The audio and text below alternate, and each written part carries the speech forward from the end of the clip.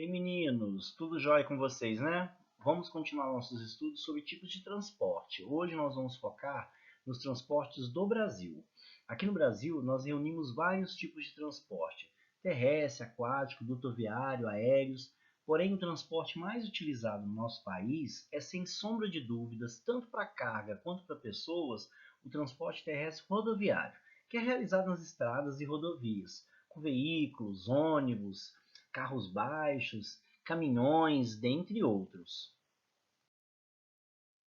O setor de transportes no Brasil ele tem se expandido e melhorado em diversos aspectos nas últimas décadas, o que não significa que seja hoje satisfatório.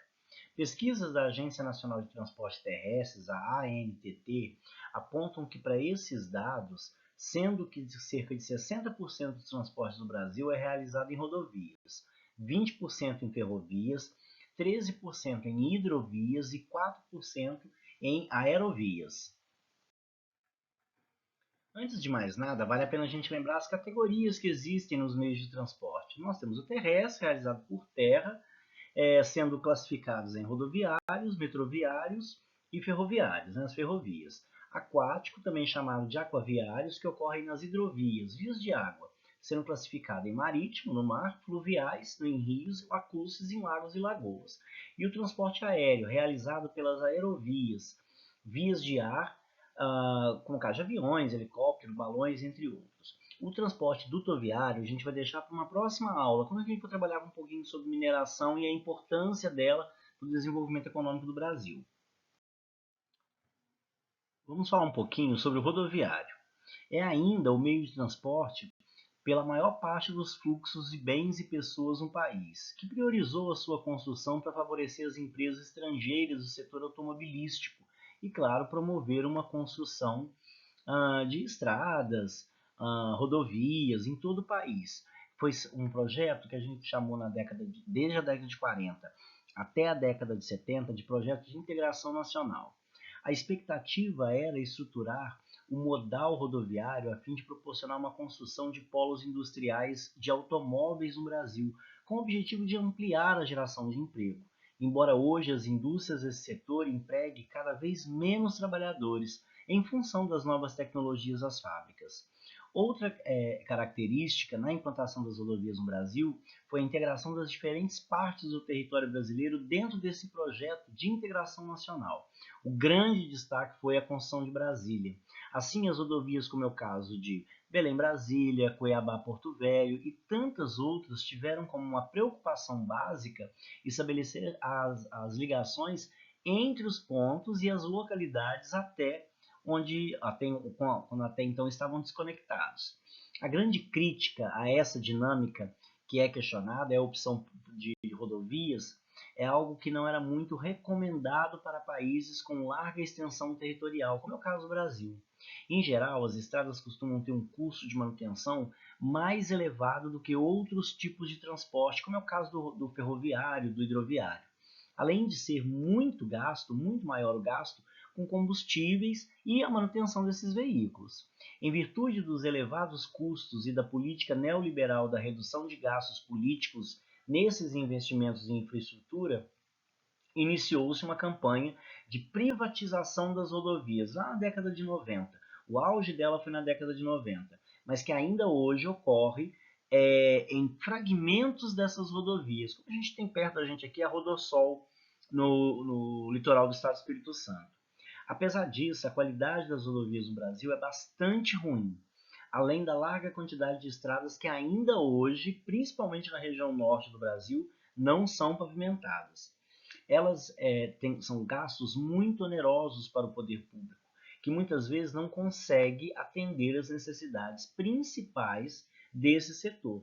E é um fator que não modifica nem com as privatizações, uma vez que as concessões elas costumam ocorrer apenas em estradas que já estão prontas ou estruturadas. O setor privado não tem intenção de construir uma estrada. Para ele é mais barato fazer a manutenção de uma que já existe. Então, por sua vez, na região norte, não tem muito interesse. E é lá uma das regiões, por exemplo, mais precárias em pavimentação. As ferrovias no nosso país. O transporte ferroviário no Brasil foi predominantemente no final do século XIX, quando a estrutura e os deslocamentos de mercadoria da economia cafeeira, sendo por essa razão bastante consolidada aqui na região sudeste. As ferrovias, apesar dos elevados custos nas suas construções, elas têm um baixo teor de gasto com a manutenção, é muito baixo. O que não impediu, em 1950, por exemplo, até os dias atuais, que várias delas fossem sucateadas e até mesmo desativadas, em prol desse desenvolvimento das rodovias. Além disso, existem várias ferrovias no Brasil que estão em construção hoje, mas que as obras encontram-se inacabadas. Muito embora os recentes investimentos por meio do PAC, do Programa de Aceleração do Crescimento, que começou há cerca de 10, 15 anos atrás, trabalhem para modificar esse cenário. A principal ferrovia do Brasil em construção é a Norte-Sul, que possui algumas áreas já concluídas e em operação, com o uso de operação que serem efetuados em breve. Outros é só assim bem curtos os percursos e para manutenção da própria ferrovia. Após a privatização de boa parte das ferrovias no Brasil, na década de 90, e quando deslanchou a rede ferroviária federal, que era uma empresa que pertencia ao Estado, era a estatal que era responsável em administrá-la, a participação das ferrovias no Brasil até que aumentou em relação às décadas anteriores, na busca de atender os deslocamentos específicos e limitados, como é o caso da mineração e da celulose. O transporte hidroviário é o que possui a menor rentabilidade de participação nos sistemas de deslocamento aqui no Brasil, o que é uma grande contradição, haja vista que o grande potencial que o país possui para esse tipo de molde de transporte. No Brasil, a rede hidroviária é muito ampla e muitos rios são navegáveis, sem sequer existir a construção de grandes empreendimentos ou de infraestrutura para isso, com obras de correção, a instalação de equipamentos. Uma justificativa para a negligência nos investimentos do poder público nas hidrovias brasileiras é a existência de muitos rios de planalto, que são mais acidentados e exigem, por sua vez, mais obras de correção para facilitar o transporte. Os rios de planície, mais facilmente navegáveis, encontram-se em áreas mais afastadas dos grandes centros econômicos, como vai ser o caso do norte do Brasil. Por outro lado, a gente tem que citar a concentração de investimentos em rodovias em áreas onde é mais indicado que seria o investimento dessas hidrovias, cujo exemplo que é mais notório, o caso da Transamazônica. Investe-se tanto na rodovia Transamazônica e eles deixam de estar investindo no próprio Rio Amazonas como forma de escoar e distribuir a mercadoria e pessoas também, né? No entanto, a partir de 1980 e, sobretudo, após a criação do Mercosul, nós passamos a exigir mais as hidrovias para a integração do Cone Sul, com a intervenção e investimentos do poder público nessa área, que elevaram bastante nesse período, ainda não sendo suficientes. As principais hidrovias do Brasil é o Tietê-Paraná, o Rio São Francisco, o Rio Amazonas, entre outros. Aqui eu deixei uma listinha com alguns comentários sobre essas principais hidrovias brasileiras. O nosso sistema portuário. O Brasil realiza mais de 80% das suas exportações pelo transporte marítimo. Assim, torna então necessária uma infraestrutura que seja adequada para atender essa demanda. São 80% de nossas exportações passam pelos portos. Mesmo com mais investimentos no setor portuário nas últimas décadas, os nossos portos ainda apresentam baixo nível de volume de carga, quando colocados lado a lado com as grandes nações desenvolvidas. No país, apenas os portos de Santos, na cidade de Santos, Itaguaí, no Rio de Janeiro, e Vitória ultrapassam as 100 milhões de toneladas movimentadas por ano.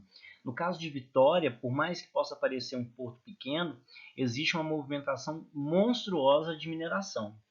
O maior porto brasileiro em volume de transporte de cargas é o de Santos, com destaque para a importação de máquinas e equipamentos para exportação de manufaturados e de commodities, como o caso de açúcar, soja e carne. Aqui nós temos nesse gráfico os portos brasileiros de mais expressão no nosso território nacional. O sistema portuário. A estabilidade econômica que é propiciada pelo Plano Real em 1994 e a consequente criação de condições que resultaram na melhoria da renda da população, ao menos até os últimos anos, pôde propiciar que o sistema aeroviário uma significativa expansão naquilo que tange ao transporte de passageiros, pois que é visto, né, que o comércio nas rotas aéreas é bem reduzido, em razão do seu custo, que é extremamente alto. Uma coisa que a gente exporta muito é fruta, porque como tem uma validade menor, né, ele precisa ser com transporte mais rápido. Por navio, por exemplo, a gente só manda ela manufaturada, como é o caso de polpa, extratos e assim por diante. Ela in natura, o Brasil é um dos maiores exportadores do planeta, tem que ser por avião.